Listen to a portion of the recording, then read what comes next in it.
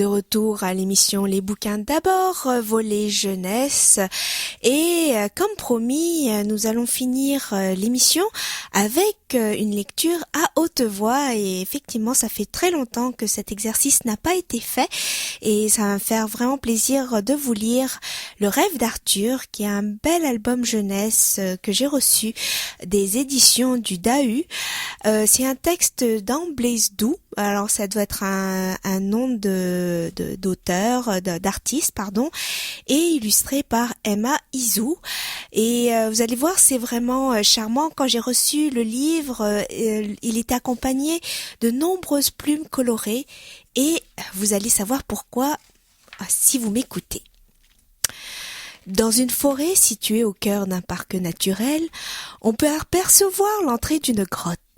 C'est celle d'Arthur, un ours brun, commun au premier abord.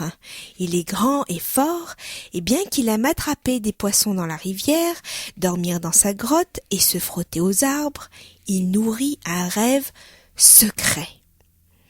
Ce rêve un peu fou, c'est celui de voler. Non pas de chouraver, de cambrioler ou de dérober comme Arsène Lupin.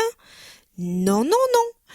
Le rêve d'Arthur, c'est de planer, virevolter, voltiger dans les airs comme un oiseau. Depuis tout petit, il bricole toutes sortes d'ailes en branchages, de parachutes en feuilles, d'hélices en roseaux. Les murs de sa grotte sont recouverts de croquis, d'idées, de mesures. Il possède même quelques plans originaux de son idole, Léonours de Vinci. Mais aujourd'hui, après un nouvel échec en vol, Arthur est découragé. Il ne sait plus quoi faire ni inventer. Pour la première fois de sa vie, il n'a plus d'idées. Il est assis sur une souche et sanglote. Oh, un petit garçon sort d'un bosquet. Il a entendu Arthur pleurer. Pas effrayé pour 2 sous par l'imposant animal, il lui tapote la patte et lui demande « Dis, pourquoi tu pleures ?» Surpris, Arthur sursaute et part à la renverse. Honteux, il décide de faire fuir le petit impertinent. Il se prépare alors à pousser son grognement le plus terrifiant quand l'enfant s'approche et lui tend la main pour l'aider à se relever. Arthur ravale son grognement, se redresse tant bien que mal et demande à l'enfant « Mais qui es-tu ? Que fais-tu dans la forêt ? Tu t'es perdu ?»« Je m'appelle Elliot. Je suis le petit-fils du gardien du parc. J'étais en train de jouer dans la forêt quand je t'ai entendu pleurnicher. Alors je suis venu voir. Pourquoi tu pleurais ? » Le gardien du parc a soigné Arthur de nombreuses fois après ses essais infructueux. Notre ours décide donc de raconter son rêve et ses mésaventures au jeune garçon. Il sent qu'il peut lui faire confiance. Elliot écoute attentivement l'ours. À la fin du récit de l'ours, Elliot se lève et dit « Si tu veux vraiment voler, je peux t'aider à réaliser ton rêve. Je suis un grand magicien, tu sais. Enfin, mon autre grand-père est un grand magicien. Il m'a donné cette petite flûte en forme d'oiseau qu'il tenait lui aussi de son grand-père. Reste assis, je vais te montrer. » Arthur est abasourdi. Un magicien. C'est alors que le garçon se met à jouer un air envoûtant qui résonne aux 4 coins de la forêt. Le temps semble figé. Après quelques instants qui paraissent interminables à Arthur, un petit oiseau vient se poser près d'eux, puis un second et un troisième. Bientôt, c'est toute la clairière qui est remplie d'oiseaux de toutes tailles, formes et couleurs. Arthur n'en croit pas ses yeux. Oh, mais qu'est-ce qui se passe ? La flûte de papier est magique, je te l'avais dit. Elle permet de parler le langage des oiseaux. Je viens de leur demander de l'aide et tous les oiseaux de la forêt sont venus. Arthur n'en revient toujours pas. Tous ces oiseaux! Elliot souffle à nouveau dans sa flûte magique, les oiseaux s'agitent.